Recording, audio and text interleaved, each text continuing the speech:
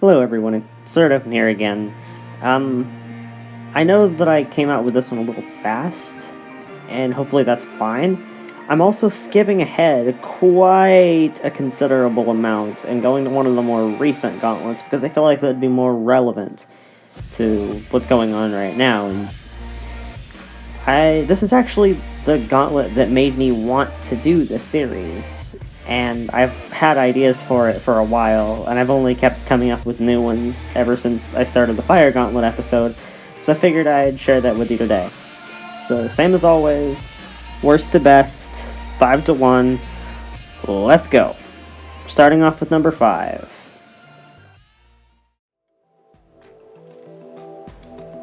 Silence isn't a bad level at all.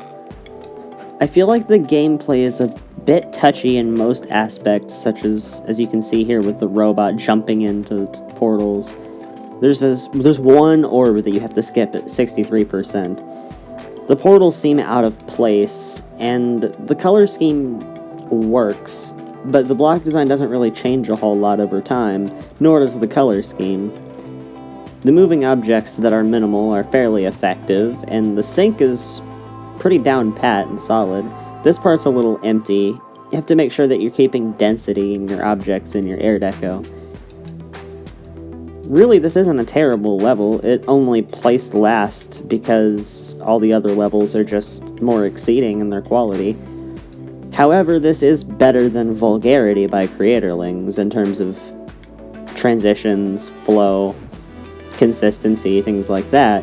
And I bring up Vulgarity because it was originally in the Time Gauntlet, but as you can see over time, the level kind of decreases in quality. It gets to the point where there's no background, the air decoration becomes more and more lacking, the objects themselves take up less space. Let's move on to number 4.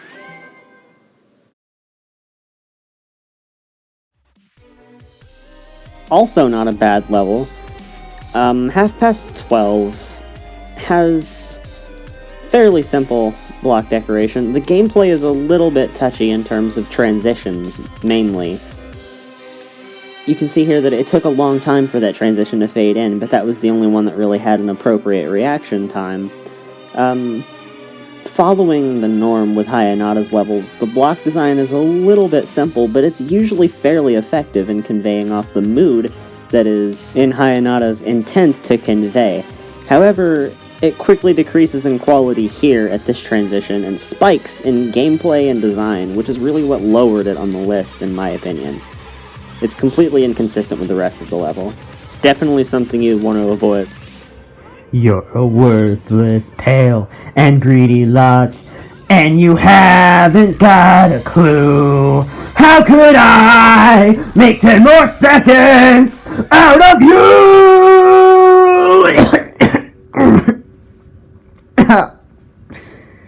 Heck.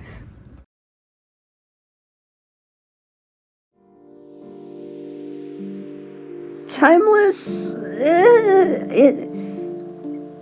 I really didn't want to put this at number 3. I wanted it to be a little bit lower, but the consistency in design is sort of maintained in Timeless more so than the other 2 levels, I feel. Something else to note about Timeless is that the design changes drastically in between each part, which sometimes isn't a good thing. The transitions have a little bit more reaction time, specifically because I was trying to keep in mind that players would want to be able to react to it. And that's the mindset that you want to have, is making sure that the player is satisfied with it. This part is a little bit touchier in terms of difficulty, and I understand that I was a little bit unprofessional in the way that I presented the gameplay, especially with the orbs in this part. This part right here is a little bit too simple, but I can't really say much more other than that Timeless wasn't professionally made to showcase its full potential and give the players the best experience possible. Let's move on to the final 2.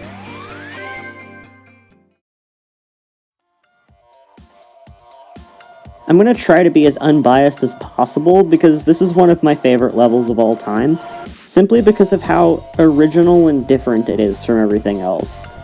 I will admit that the gameplay is drastically more touchy than it could have been, even considering the level's odd mechanics, such as the disappearing portals, the moving obstacles, the falling line thing here. It's overall fairly simple of a level, but it pulled that off fairly well. And that's important to note, is that it's possible to make a good level while being simple. I'm gonna be honest, this is the part that made me love this level so much, but I do want to note out that it's fairly overdone in this part specifically. I feel like it could have been reduced a little bit. Other than that, this level's pretty solid, and other than some bugs in this circle part that's coming up, I feel like this level was pretty incredibly well executed for what it's worth. That's one of the reasons why this is one of my favorite levels, is because it went so far out there, and even though it maintained the same color scheme and sort of the same idea throughout the entirety of it, it really managed to change it up with each part and make it as interesting and as organized as possible. Let's move on to number 1.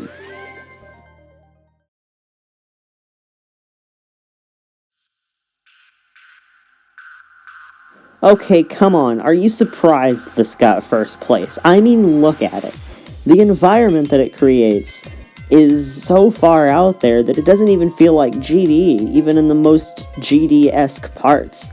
The gameplay is as good as it could be for the organized chaos that this level is. Something I want to point out is this transition coming up right here where the lines come together. It's the little things like that that really count when it comes to building. Now, some parts are fairly simple and other parts are extremely complex, but this level maintains excellent originality, fantastic design quality, and just this part right here is so well done. The density in the objects and the decoration is fantastic. The pulses are lively and vibrant. This part right here does have a little bit touchy gameplay, but overall the design and originality, as well as the environment that this level creates in accordance with the song, outweigh any negatives, which is what earns it the number 1 spot. So, hopefully you enjoyed episode 1 of me avoiding the Poison Gauntlet. I actually really like the Time Gauntlet. It's up there in my favorites, and I really wanted to do this one, so I went ahead and just got it out of the way. Hopefully it was a little bit more helpful than the last few episodes, considering these levels are much more recent. The Gauntlet itself is much more recent, and it sort of is more relevant to the standards that we have today, since they were made while those standards were in effect, rather than back in early 2.1 or even in late 2.0. So, as always, hopefully you learned something, and see you around.